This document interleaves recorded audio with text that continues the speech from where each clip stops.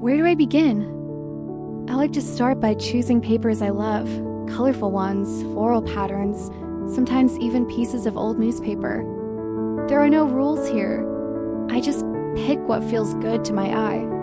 I cut and glue freely. The edges don't have to be perfect. I actually prefer them that way. I move things around, layer by layer, until it feels right. I love making mistakes and fixing them, changing things as I go, letting the piece lead me.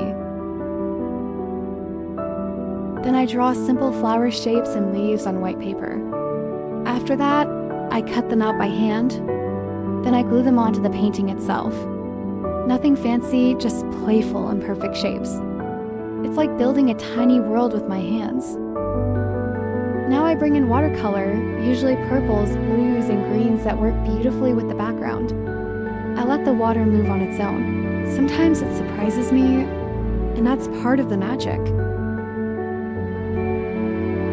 When everything dries, I go over the flowers with a thin black pen. Suddenly the whole piece feels more defined.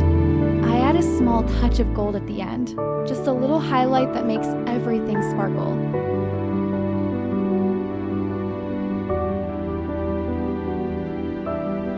And finally, I place it inside a frame.